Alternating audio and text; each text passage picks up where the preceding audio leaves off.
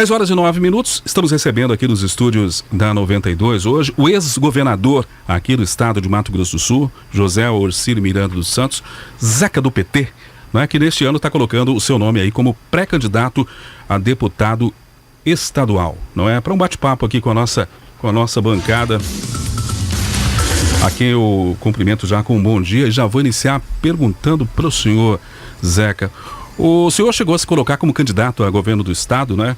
E acabou desistindo, né? Resolveu então disputar uma cadeira aí na Assembleia Legislativa.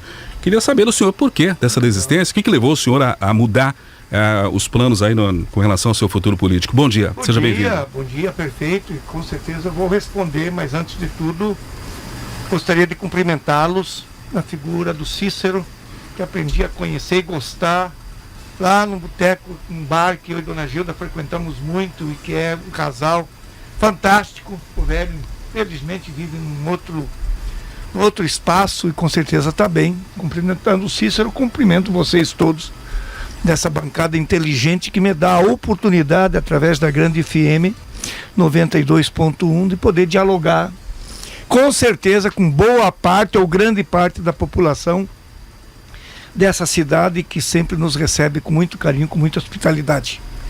Eu, de fato, tive aqui a última vez como pré-candidato a governador, quando nós combinamos a entrevista do Lula, inclusive.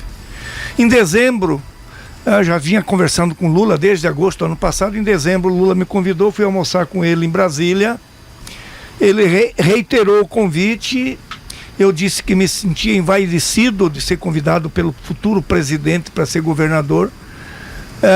Disse para ele que eu sabia do meu potencial e tenho para disputar e para ganhar as eleições, mas como poderia ganhar, poderia perder, e eu disse que eu declinava do convite porque eu não tenho condição financeira de assumir esse compromisso. Eu não tenho pensão de ex-governador, não tenho aposentadoria, em que pese ter sido 8 anos deputado, fui o primeiro deputado do PT, 8 anos deputado estadual, 8 anos governador, 2 anos vereador de Campo Grande, sou vereador mais votado desse estado até hoje, não só de Campo Grande, com 13.010 votos. 2 anos depois me elegi federal como mais votado desse estado até hoje e proporcionalmente o terceiro mais votado do Brasil, com 162 mil votos. Disse a ele que eu declinava por essas razões. Não tenho dinheiro, eu sou aposentado como bancário, não me aposentei bem porque não fiz carreira, ao invés de carreira eu fiz greve, era sindicalista, sou um dos fundadores da CUT, do PT, e que portanto não poderia sair devendo 1 milhão, 2 milhões, que não tenho nada para pagar. Ele me insistiu, ele foi sensível, entendeu, me convidou para ser senador, deputado federal. Disse para ele que essa cota eu já tinha pago, fui deputado 4 anos, não pretendo voltar. Eu gosto muito daqui, morar no sítio. Eu e Dona Gilda moramos lá em Dois Irmãos, numa área de 100 hectares que a gente produz peixe e frango em cativeiro, e a pousadinha lá no Pantanal, e a gente vive disso. Não tenho fazenda, portanto estou desmentindo a elite que pensa que todo mundo é igual a ela. Tenho 300 hectares de terra e vivo feliz, portanto cada vez me convenço mais de que não precisa ser latifundiário e querer terra de negro e de índio para poder viver bem. A conclusão que nós chegamos é que, óbvia, é que eu poderia ajudar sendo estadual. Acho que com a votação que eu já fiz e com a trajetória eu posso chegar a 70 mil votos, consequentemente ajudar a eleger uns 2, 3, mais os outros. Acho que podemos chegar a uma bancada de 5 deputados estaduais. Eu acho que eu ajudo a eleger 2 federal. O Wander vai ser o mais votado, muito provavelmente. Temos outros candidatos a federal de alto nível. Acho que ajudo na campanha da Gisele, nossa candidata a governadora, uma moça de boa cepa, pós-graduada em Direito Ambiental, que vocês precisam escutar, fantástica. Acho que pode ser a grande surpresa, como fui em 98. Acho que ajudo na eleição do Tiago, outro guri bom, professor da UFGD, e ajudo na campanha do Lula. É tudo que eu quero, né? Portanto, é com esse propósito que eu estou rodando o estado, feliz de estar concluindo minha agenda hoje aqui com vocês e aqui em Dourados. Tive segunda-feira em Jardim, dormi lá. Terça-feira lá em Porto Murtinho e Caracol, dormi em Caracol, dormimos quarta-feira de manhã em Bela Vista, quando entregamos uma patrulha mecanizada para os assentados, uma emenda minha, do Wander e da Tereza Cristina, de 28 milhões de reais, só para agricultura familiar.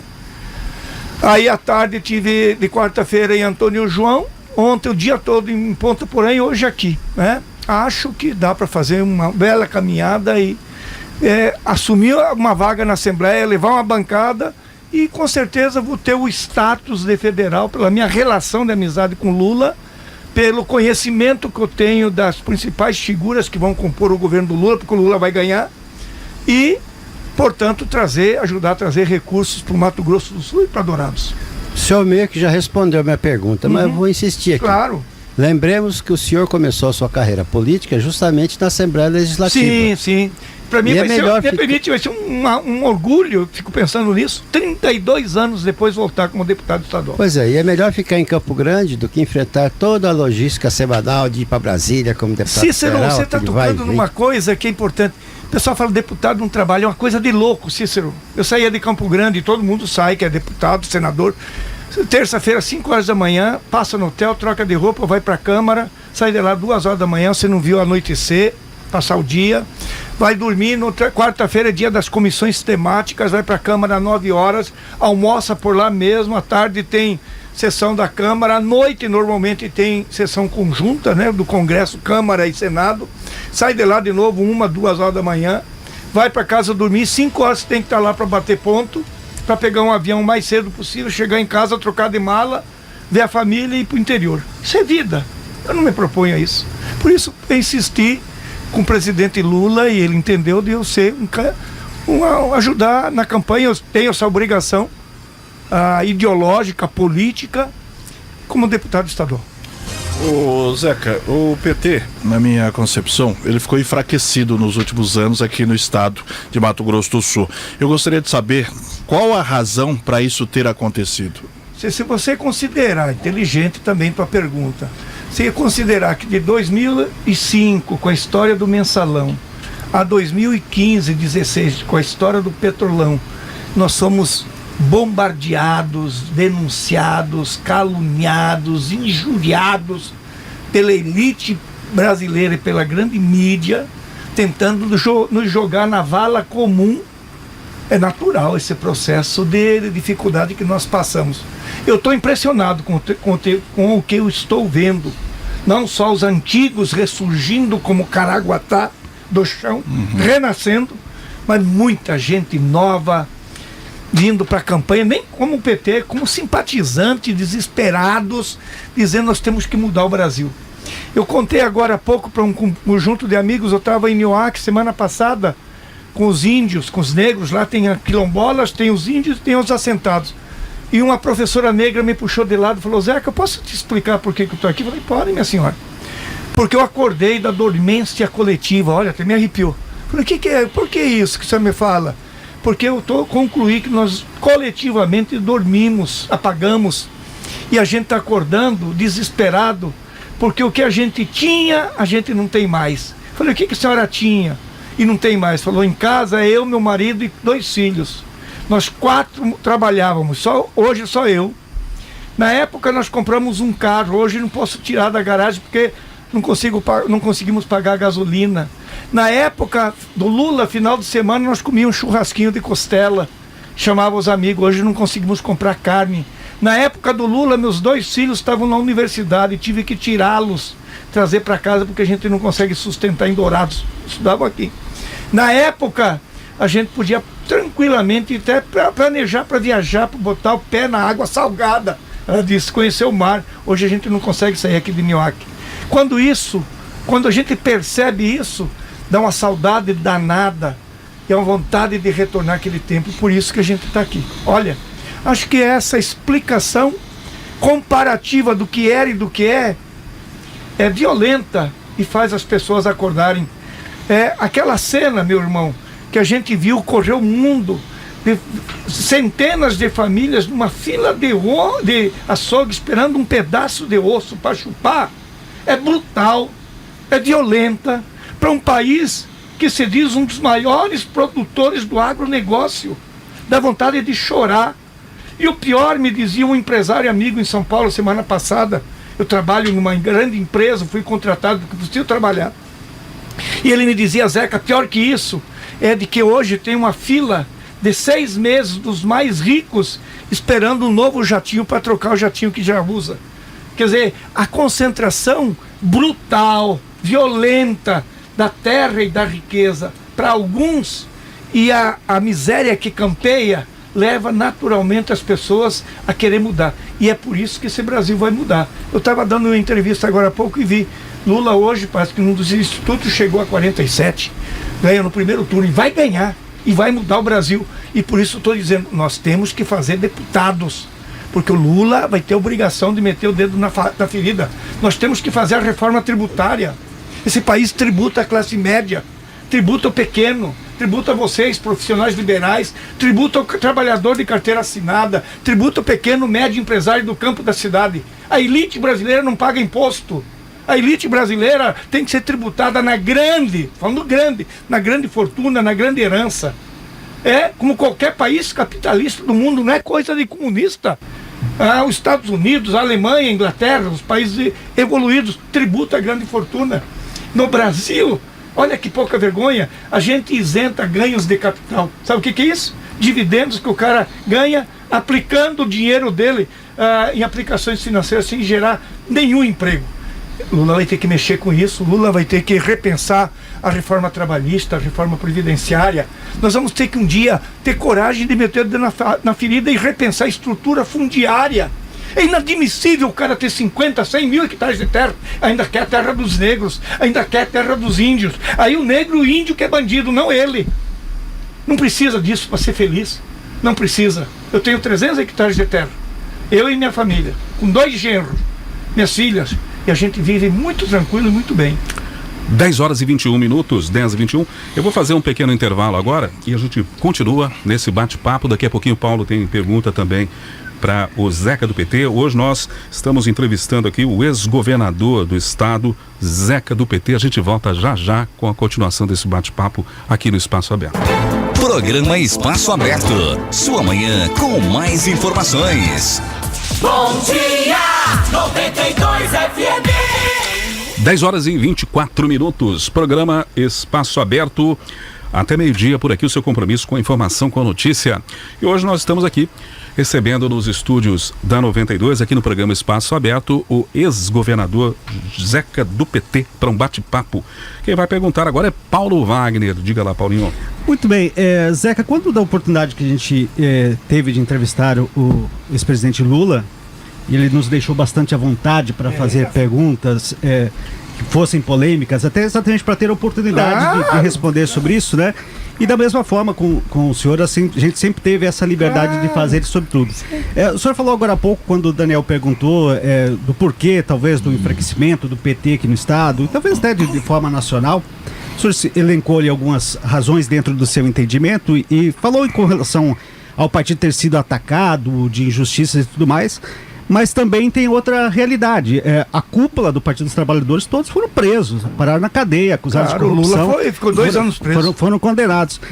Aí eu já faço 2 perguntas para o senhor. Primeiro, se isso também não contribuiu, ou seja, pessoas, figuras importantes do partido foram presas e condenados por crimes de corrupção. Então, ou seja, tem esta razão também. E outra com relação à renovação dentro do próprio partido. A gente percebe hoje, o seu nome o senhor colocou muito bem, procurado pelo ex-presidente Lula para representar o partido no estado, mas a gente vê uma dificuldade do partido em apresentar nomes novos. Hoje, se a gente pegar o estado, o senhor, o Vander, são os protagonistas aqui no estado, mas a gente vê a dificuldade de emplacar nomes novos. Por que se dá essa razão de não surgimento? O nacional também, né? O Lula teve que voltar com força agora, né? 2 perguntas muito interessantes. É verdade, muita gente do PT foi preso. O Lula, nosso principal figura, há 2 anos, praticamente 580 dias de cadeia, enfim. O que restou disso? Concreto, prova. O Moro está para ser preso. E o Dallagnol também. Numa perseguição e numa condenação, num justiciamento sem nenhuma coisa concreta do ponto de vista do direito, sem nenhuma prova. Tanto é verdade que a Suprema Corte anulou tudo.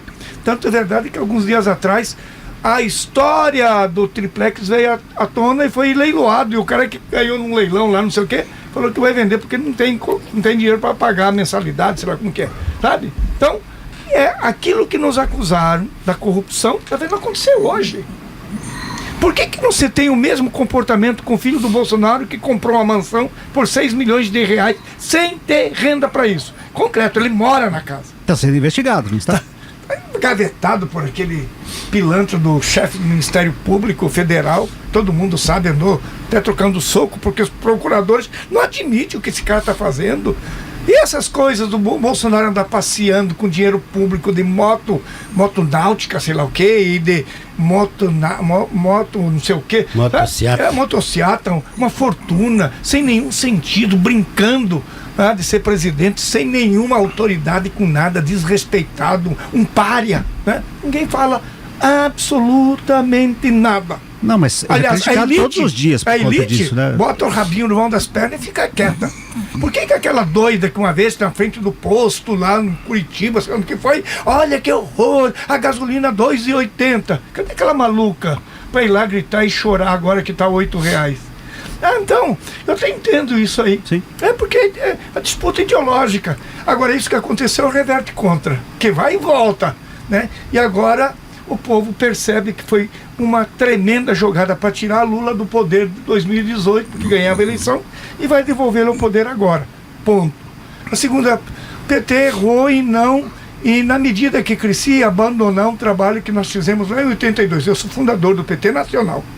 No dia 10 de fevereiro de 1980, lá no Colégio Sion das Freiras, em São Paulo, em pleno regime militar, nós lançamos a fundação do PT, a ata de fundação, eu estava lá. Sim. E eu militei muito nos núcleos de base, indo para bairro, saía do banco e ia para bairro, para as comunidades mais pobres, falar do PT, falar de ideologia, fazer a formação política. Nós abandonamos isso. Eu concordo contigo, o PT se burocratizou. Virou burguesão. O PT se distanciou das suas bases, do povo mais humilde, e perdeu o referencial da onde saíam suas principais figuras, né? Agora a gente retoma. Acho que o Tiago é uma belíssima figura, um grande quadro, um professor da universidade, é o diretor, coordenador do curso de Direito da UFGD. Não é pouca coisa para um garoto. Ele é um garoto. A própria doutora Gisele, pós-graduada em Direito Ambiental, uma figuraça que vocês trouxeram que vão se impressionar. Nós temos o Bruno em Corumbá, um empresário da área de turismo, guri novo, vai ser candidato a deputado federal, professor Jaime, o Ixi aqui de Dourados, nosso pré-candidato a deputado, o Ixi, nosso pré-candidato a deputado federal, um outro quadro, a Gleice, que vem como pré-candidato a deputado estadual. Eu estou otimista. Concordo contigo, essa velha guarda tem que ir embora. Eu vou terminar meu mandato de deputado com 76 anos.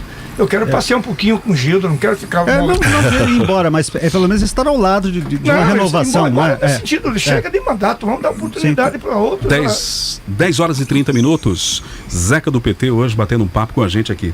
Ô Zeca, o PT, né, lançou aí a Gisele Marques, o senhor até citou ela aqui, como possível como pré-candidata, né, ao governo do Estado. Só que nada está decidido ainda, né? Depende de negociações lá em cima e tal, né? Boa pergunta. O André Putinelli andou dando uma piscada ali pro PT, né? Parece que marcou alguma reunião. A minha pergunta, caso a direção nacional do PT feche com o André, o senhor seguiria a recomendação nacional? Pediria voto para André? Não. Eu já comuniquei o Lula no almoço que nós fizemos. Não tem? Não. Eu defendo a tese da aliança. Ampliar o parlamento para ganhar, porque não é só ganhar, nós temos que governar, e para governar tem que ter maioria. Na democracia se governa com o parlamento. E aí tem setores do PT que se equivoca com relação a isso. Ponto. Na conversa que eu tive com ele, eu disse, presidente Lula, eu defendo a tese da ampliação de aliança. Infelizmente, aqui no Estado, e falei isso para o Reinaldo, que é uma pessoa que eu gosto, que tenho como amigo. Reinaldo é uma bela figura, faz um grande governo, não sei por que a fazendeirada não gosta, mas enfim. Falei, Reinaldo, vocês erraram em permitir que o Rieder anunciasse apoio ao Bolsonaro. Levou o Bolsonaro para o palanque. Nós não vamos subir num palanque com um psicopata. A mesma coisa a Rose. Está descartado. Resta quem? Resta, na eventualidade de uma provável aliança, como ele me pergunta, resta o Marquinhos Trabe, o Lula conversou com os 2 irmãos lá em Brasília. O Lula gosta do Nelsinho, eu gosto do Fábio. Eu acho que é uma cabeça iluminada, um democrata, um republicano. Eles 2 querem, agora depende do irmão, que eu acho que não tem experiência e acho que é o dono da verdade. Até um dia veio com história, eu não vou falar com o PT corrupto. Chamei ele, falei, vem cá, meu camarada, você está me confundindo com teus ex-amigos. Eu não fui preso, eu não uso tornozeleira, eu não tenho nada, mas eu durmo tranquilo. Então acho muito difícil acontecer com o Marquinhos. E com o André eu falei, Lula, o senhor tem conversado com o MDB, eu aplaudo. Se eventualmente, dentro da tua pergunta para mim concluir, tiver um entendimento com o MDB, eu não me oponho, eu não vou atrapalhar. Agora nesse palanque eu não subo e faço minha campanha do senhor no chão. Portanto, para concluir de verdade, eu acho que caminha para a candidatura própria, que é bom no primeiro turno todo mundo se apresentar. E não poderíamos estar melhor representados do que a pré-candidatura da Gisele, pelos predicados que eu falei aqui dela, e a pré-candidatura desse moço que está aqui entrando, do doutor Tiago, professor, como pré-candidato a senador. Acho que é melhor, no segundo turno, se eventualmente a gente não for, e eu acho que essa chance cresce, e pode ser o Zeca de 2022, se não acontecer, nós vamos sentar e conversar com a alternativa. Ô Zeca, você falou, né, já enalteceu aqui as qualidades da Gisele, sim, a pré-candidata do PT ao governo de Mato Grosso do Sul. Antes, mandar um abraço pro Tiago, filho do meu amigo Ronaldo Botelho. Grande figura. Vice-prefeito da Viraí. O atual governo, o presidente da República, ele é muito forte aqui no Mato Grosso do Sul. Já foi mais. Tá, exato. Já foi mais. De que forma a legenda aqui está trabalhando para fortalecer o nome do Lula nesse conservadorismo que tomou conta aqui de boa parte da população do estado? A última pesquisa, 34-34, está empatado, e nós sempre perdemos aqui. Acho que Bolsonaro ainda mantém os 34 na base mais reacionária, mais conservadora, do chamado bolsonarismo radical, que prega ódio, que prega sangue, que é violento, que não tolera negro, que não tolera índio, que não tolera reforma agrária, que não tolera minorias, que não tolera pobre, que acha que pobre tem que ser pobre, escravo. Ele mantém isso aí, que defende o armamento, o derramamento de sangue. Esse povo nós vamos derrotar gradativamente, na medida que as pessoas, como a professora dos quilombolas, a professora negra, uma figuraça que eu conheci lá em Nhoaque, foram acordando da letargia que viveu e percebeu, pô, eu era feliz, eu não sabia. Isso aí é uma escola danada. Eu acho que a gente ganha a eleição no primeiro turno aqui com o Lula. Ô Zeca, deixa eu te fazer uma pergunta um pouco mais técnica, até em cima daquilo que você pretende já como deputado, que seria inclusive um trabalho importante para a população sul-mato-grossense. Falar sobre a questão tributária aqui do nosso estado. O que o senhor pensa sobre a atual forma da política tributária do estado? Fala-se muito nesse momento com relação a essa redução da alíquota do ICMS. O estado precisa rever a sua política tributária? Eu acho que é possível rever, e conto para você, me permita uma história rápida. Eu assumi em janeiro de 99 e em dezembro de 98, o último mês do governo passado, do qual André Putinelli participava, era do MDB, o estado arrecadou 45 milhões de ICMS em dezembro. Em 98, portanto, somando tudo, arrecadou 500 milhões. Durante 8 anos do meu governo, eu não aumentei 1 centavo de ICMS, não aumentei 1 centavo de alíquota nenhuma, acabei com o terror fiscal. Até hoje encontro gente aqui em Dourados, comerciante, que diz: Zeca, a gente podia trabalhar em paz, não era perseguido, não era chantageado. E entreguei o Estado 8 anos depois, arrecadando 3 bi em 2006. Mas em compensação, você que inventou o Fundersul. Eu vou falar dele, vou falar dele. E hoje Ou seja, fonte, né? 6 vezes mais, sextuplicamos a arrecadação, fazendo 2 coisas: acabando com o terror fiscal e fechando os ralos por onde a rataiada comia o dinheiro público. Além disso, esses dias o Reinaldo me deu um abraço e falou: Zeca, o maior presente que você deixou para todo mundo foi o Fundersul. Sabe quanto que o Fundersul arrecada hoje? 1 bi. Se asfalto tudo que está cortando essas cidades, permitindo ao produtor poder escoar a produção, é do Fundersul, tem que pagar, e é o imposto mais justo que alguém poderia criar, porque paga proporcional àquilo que o cara ganha. mas não só o Fundersul, com dinheiro carimbado, além do fundo rodoviário, nós deixamos o FIS, que garantia 70 mil famílias mais pobres, quilombolas, índios, acampados, gente em situação de risco na periferia, recebeu uma cesta de 40 quilos de comida, da comida que eu e Dona Gilda servia para as filhas em casa, e que ao final do ano, as 70 mil famílias recebiam a cesta de Natal com comida, com panetone, com doce, com suco e com 2 brinquedos, uma boneca e uma bola, para as crianças mais pobres sonhar com o Papai Noel, como um dia nós sonhamos. Além do Fundersul e do FIS, o FIC, que lançou o Festival América do Sul, que ninguém teve coragem de acabar, Festival de Inverno de Bonito, temporadas populares, que trazia para Dourados os melhores artistas do Brasil para se apresentar para os povos pobres, e não os sertanejos que eles pagam escondido ligado ao Bolsonaro. Além disso, criamos o FIE, Fundo de Investimento no Esporte, e as federações passaram a receber dinheiro que nunca receberam para incentivar a juventude a praticar.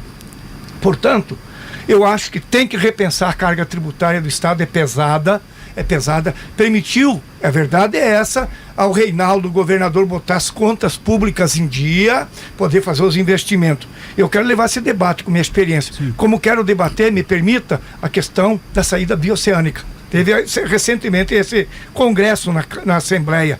Há 30 anos atrás, eu e meu finado irmão, Osório, doutor Heitor, que é outro irmão que é do Ministério Público, quando a gente falava da saída para o Pacífico, tá vendo? Esses 3 irmãos são mentirosos, são loucos. Hoje todo mundo quer ser pai da criança. Eu estive em Iquique uma vez. Verdade? Sabe por quê? A ponte do Rio Paraguai está começando, graças ao Temer. E eu liguei pro Temer para agradecer. Coragem que nem o Lula, na época, talvez sem condições, nem o Fernando Henrique, nem a Dilma tiveram coragem de fazer. A ponte está saindo, o Paraguai já rasgou o Chaco paraguaio, mais um ano chega com asfalto na divisa com a Argentina, vocês vão poder sair daqui, estão convidados, sim, pegar um carro de madrugadita, vai se encontrar em Murtinho, atravessar a ponte e tomar um vinho em Salta, na pré-cordilheira, no noroeste argentino, uma belíssima cidade, comer um peixe, para no outro dia nós pisar nas águas geladas do Pacífico. Sabe o que vai significar essa saída? Encurtar em 7.500 quilômetros a distância para o mercado asiático. 15 dias a menos de alto mar, 45% a menos de transporte, de custo de transporte, nos tornando altamente competitivo para o mundo asiático, que compra 70% da proteína animal e vegetal que esse estado produz. Muito bem. 10h40. Estamos conversando aqui com o ex-governador Zeca, do PT, batendo um papo aqui com a bancada da 92. Zeca, tenho duas perguntas rápidas para o senhor. Uma questão da sua elegibilidade, saber como é que está essa questão. A outra, mais a título de curiosidade, eu acho que o ouvinte também deve ter tido essa mesma curiosidade que eu. No começo da entrevista, do bate-papo, aqui o senhor falou o seguinte, que o senhor foi convidado, sugeriu, né, o presidente, que o senhor saísse candidato a governo. O senhor falou, não posso porque eu vou assumir uma dívida aí de 2 milhões de reais, uma campanha. E aí o Lula falou para o senhor, mas o senhor pode ganhar. O senhor falou, mas eu também posso perder. Claro. Mas e se o senhor ganhasse, como é que o senhor ia repor esses 2 milhões? Porque eu fiz as contas aqui, pelo salário, não cobre durante 4 anos, 2 milhões. Não cobre de ninguém. Não cobre de ninguém. É uma bela pergunta para perguntar para todo mundo. Para todo mundo. Que mágica que todo mundo faz para brigar por campanha eleitoral, e daí como que paga? Uma das razões. Eu acho que poderia, com incentivadores da minha campanha, enfim, aí tem mecanismo. Você estando no poder, tem mecanismo. O que não tem é quando você não ganha. Aí é complicado. E eu tinha que trabalhar com isso, porque eu não tenho dinheiro. Falavam que eu tinha 20 fazendas, eu tenho 300 hectares de terra. Falavam que era o dono da Taurus. Bom seria que vocês iam abastecer de graça. Mas voltando, meus processos. Eu sofri no final do governo, na saída, 24 ações do Ministério Público, dos setores deles, numa perseguição brutal a mando do André, um tal de um Sotoriva, que é um tontão do Ministério Público, você faz de bobo para viver bem, um canalhão do Ministério Público, me botou 24 ações, 12 penais e 12 cíveis, sem nenhuma prova, uma fita gravada, de uma moça dizendo que ia no meu gabinete com propina para comunicação, a tal da farra da publicidade. Restou disso 2, as outras todas arquivadas por falta de prova. 2, essa que estava em Brasília no STJ, a mando do André 2 desembargadores recorreram, enfim. O ministro que estava com essa ação lá em Brasília se sentiu incompetente para julgar, porque tem uma medida cautelar na Suprema Corte, devolveu para o Estado e está na mão do vice-presidente do Tribunal de Justiça a decidir. Eu tenho certeza, convicção, de que o bom juízo daquele homem, eu conheço ele, vai mandar arquivar. Não tenho dúvida nenhuma disso. Nenhuma. A outra, a segunda que faltava, foi arquivada esses dias no TJ também, por falta de prova. Portanto, eu estou fazendo minha campanha de cabeça erguida, sabendo que eu vou poder concorrer. Paulo Wagner, última pergunta. Até sobre, o senhor falou um pouquinho daquela questão de palanque, não soube com o André, daquelas orientações vindas de cima do partido do ex-presidente Lula. Até que eu saber a sua opinião sobre essa nova forma de se fazer isso, né?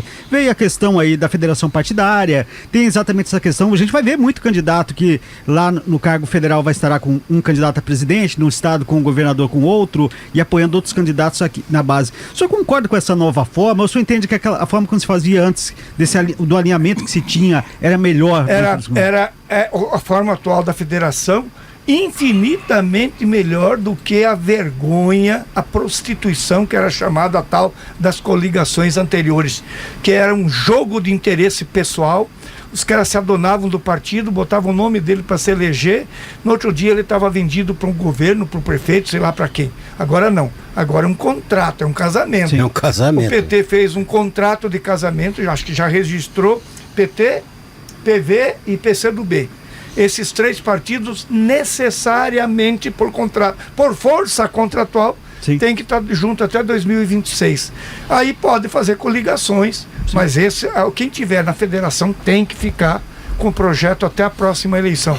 Acho que vai moralizando. Agora, isso não inibe a necessidade de uma reforma política eleitoral. É inadmissível a gente pensar a democracia com, sim, quase 40 partidos políticos, meu irmão. Não precisa disso, sim, não contribui para nada, é um bando de jogo de interesse. Acho que pode até você organizar, nós 5 queremos organiza. Mas se nós não preencher 5% dos votos, não ter um deputado, a gente não vai ter espaço nem ajuda financeira do fundo, seja lá o que for. Tem que ter uma forma de diminuir a quantidade de partidos, porque prejudicam e fragilizam a democracia. Ô Farias, antes, sei que o nosso tempo está se encerrando, mas até por conta do conhecimento do Zé, que ele citou agora também perseguições por parte de setores da justiça com relação à sua pessoa, seus processos, falou com relação ao ex-presidente Lula. A gente está vendo aí bastante crítica sendo feita também pelo outro lado em relação ao STF e tudo mais. A nossa justiça brasileira está passando por um momento muito complicado de credibilidade na sua avaliação? Ou por talvez estar ideologicamente seguindo para um lado A ou lado B? Acho que não tem esse jogo de ideologia. Eu gosto da composição da Suprema Corte, né? Evidentemente que quem está no poder deve indicar os próximos. Os Estados Unidos é assim, ninguém, sim, critica. Lá quando o governo republicano indica ministro da Suprema Corte republicano, ideologicamente afinado com o que pensa o Partido Republicano. Quando os democratas do Clinton, do Barack, indica comprometidos com o democrata. Lula não. Eu estava tomando um uísque com Lula quando o presidente falou: Zeca, eu vou fazer uma jogada de mestre. Eu falei: o que você vai fazer, presidente? Eu vou indicar o primeiro-ministro negro. Era uma coisa interessante. Pô, Joaquim Barbosa, não só ele, esse do Paraná, e um monte de gente que não tem absolutamente nenhuma identidade com o que nós pensamos do ponto de vista da República Brasileira. Agora, eu acho que o Brasil precisa de uma reforma administrativa. Não precisa. Os Estados Unidos não tem justiça eleitoral. Não, sim, tem.